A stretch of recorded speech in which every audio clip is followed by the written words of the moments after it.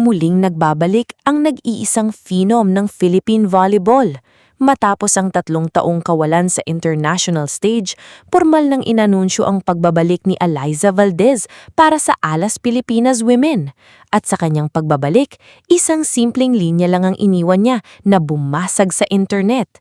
"I will never get tired of representing the country." Simple, direkta, pero ramdam mo ang bigat ng puso ng isang tunay na reyna. Mga ka-volleyball, welcome back sa ating channel.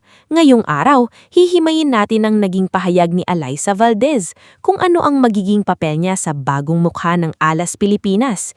Titignan natin kung paano babaguhin ng isang 32-year-old icon ang takbo ng laro sa parating na AVC Women's Cup ngayong June 6 hanggang 14 sa Quezon City.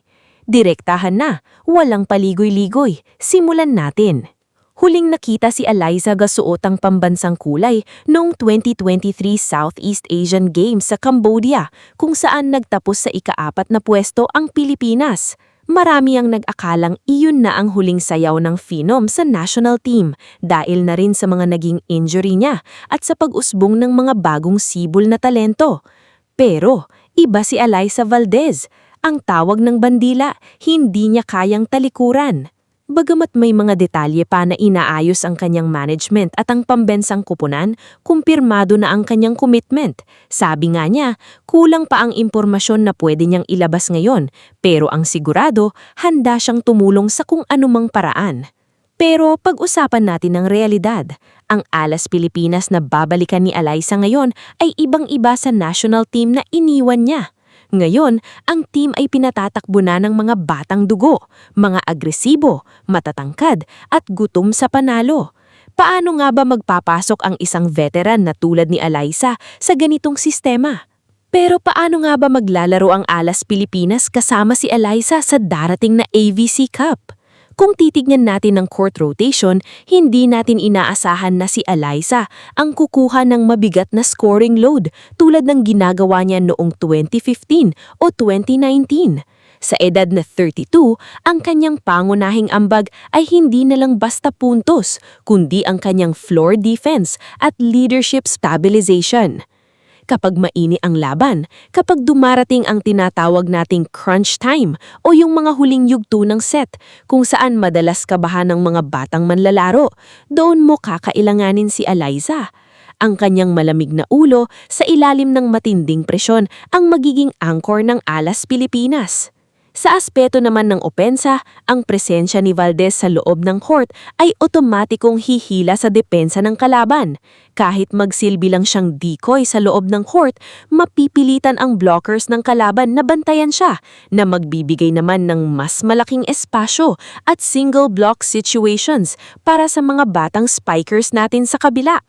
Siya ang magiging stabilizer ng kupunan.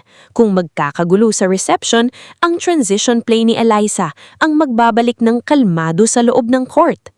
Sabi nga ni Alyza, ang mga batang talento na nakapaligid sa kanya na yon ang nagbibigay sa kanya ng lakas para magpatuloy. Imbes na makita ito bilang kompetisyon, nakikita niya ito bilang inspirasyon. Napakasaya raw na mapaligiran ng mga kabataan na may talento at umaasa siya na mas marami pa ang sumuporta sa bagong henerasyon na ito. Ito ang kagandahan sa pagbabalik ni Valdez. Hindi niya sinusubukang agawin ng spotlight mula sa mga bagong bida ng Alas Pilipinas. Ang layunin niya ay maging tulay, isang gabay para mas mabilis na umangat ang kalidad ng laro ng mga kabataan natin. Ang darating na AVC Women's Cup sa Quezon City ay magiging isang malaking pagsubok. Makakatapat natin ang mga pinakamalalakas na kupunan sa Asia. At sa mga international na laban na ganito kalaki, ang karanasan ang pinakamahalagang armas. Iyan ang eksaktong dadalhin ni Alyza Valdez.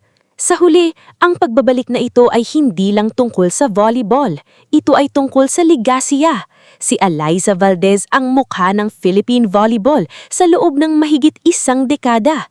At sa kanyang pagbabalik sa Alas Pilipinas, ipinapakita niya na ang tunay na lider ay hindi napapagod maglingkod, lalo na kung ito ay para sa bayan. Kayo mga ka-volleyball, ano ang inaasahan ninyo sa pagbabalik na ito ng phenom? Sa tingin niyo ba ay makakapasok siya sa starting six o mas epektibo siya bilang isang off-the-bench spark plug para sa Alas Pilipinas? I-comment ang inyong mga opinyon sa ibaba. Huwag kalimutang i-like ang video na ito at mag-subscribe para sa mas marami pang malalalim na pagsusuri sa mundo ng sports. Hanggang sa susunod na laro, ito si Joust Volley nag-ulat para sa inyo.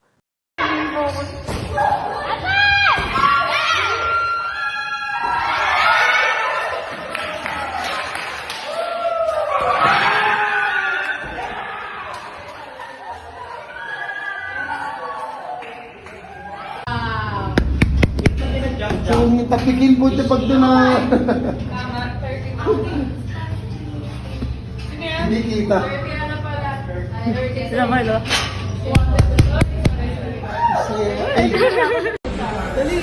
Get one scoop. Kulay. Ano na protein? Ikaw na ba? Ay, dalawa ko. Ay, ayaw. Hindi pa. Si Ate Mas, naibo na naman lang ka. Diba ni G? Kaso na ito sabi ko, so... I can't. Nipon. Dito na. Your mom. Your mom. Mom. Let's go, mom. Mom. Ate Marlon. Ate Marlon. Ikaw bumili niya eh. I already had one. Make it two, Vani. For the gram. For jersey number daw.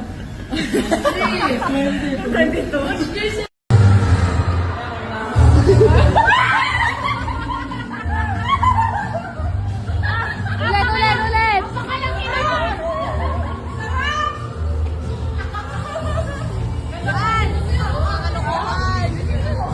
Akin na, lagyan ko ng sabaw. Dami yan.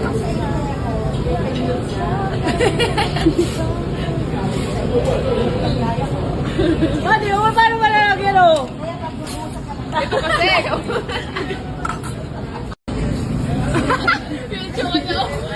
Tanggap mo ba? Tanggap mo? Okay lang. Maluluto naman.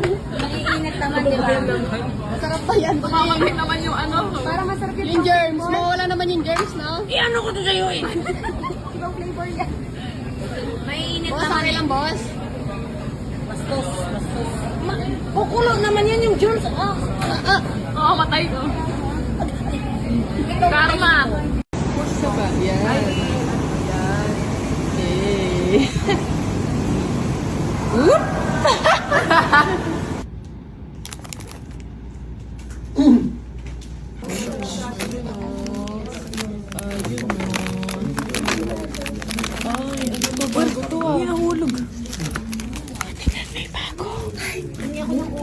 Magpo-post pa tayo na lang sa IG.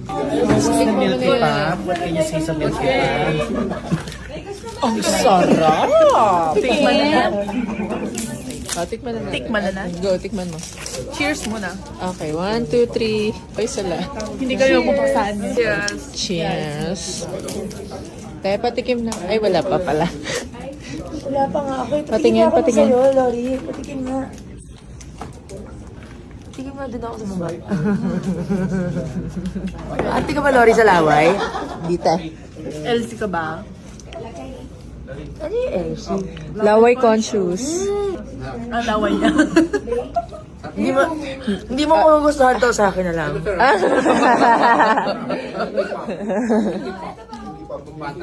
Sa pantikim, parang hindi ko pa nalasahan masyado ah. Nangangalati na. Sorry. Sorry. May try. Nagtimikim lang ako pero muntik na kalahati. Ano ka? Sino pa titikim? Titikman mo ba? It's yummy. Watch Dogs, patingin nga lang sa'yo. 4 grams of protein. Sarap. Sarap. Anong flavor? Milky. Ubay mo ko? Tipams. Ikaw? So Jen, what is your favorite flavor so far? Yes. Ang ganda. Ang ganda. Sobrang ganda. Ang Latino.